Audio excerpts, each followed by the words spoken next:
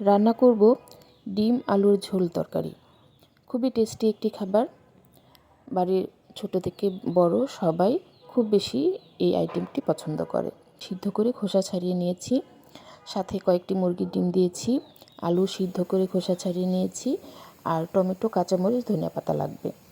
আমি প্যানে তেল দিয়েছি হাফ কাপ। তেল গরম হলে এতে সামান্য হলুদ গুঁড়ো, সামান্য মরিচ গুঁড়ো আর সামান্য লবণ দিয়ে আমি ডিমগুলো ভেজে নেব প্রায় 1 থেকে 1.5 মিনিটের মতো।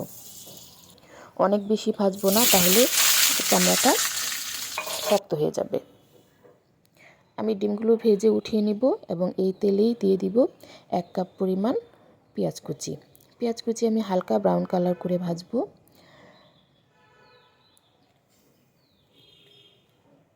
পেঁয়াজ হালকা ব্রাউন কালার হওয়ার পর এটাতে আমি অ্যাড করব আদা রসুন বাটা। আমি এখানে 1 চা চামচ আদা রসুন বাটা দিয়েছি।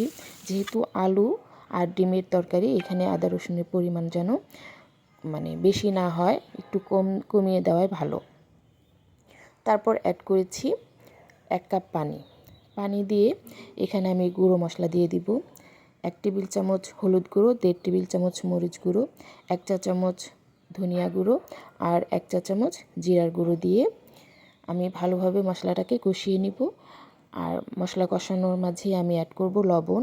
আমি এখানে 1.5 টেবিল চামচ লবণ অ্যাড করেছি।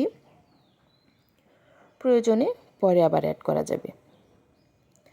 মশলাগুলো 5 থেকে 7 মিনিট কষিয়ে এতে অ্যাড করব সিদ্ধ করে খোসা ছাড়িয়ে রাখা আলুগুলো। আলু দিয়ে আমি 1 থেকে 2 মিনিটের মতো কষিয়ে নিয়ে অ্যাড করব পানি।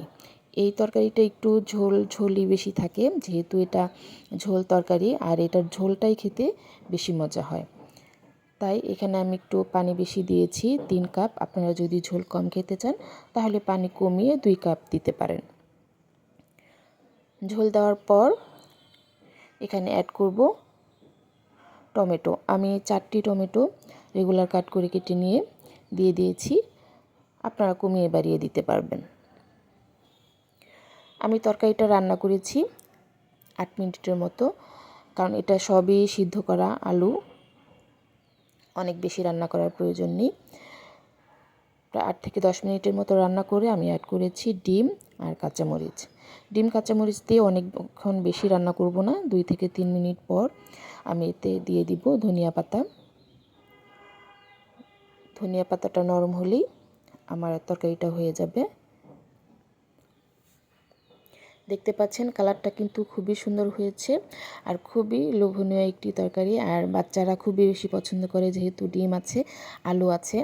অনেক বাচ্চারাই আলু খেতে অনেক বেশি পছন্দ করেন, তো এইভাবে রান্না করে দিলে ওরা আরও মজা করে খেতে পারবে। ধন্যবাদ সবাইকে। আল্লাহ হাফেজ।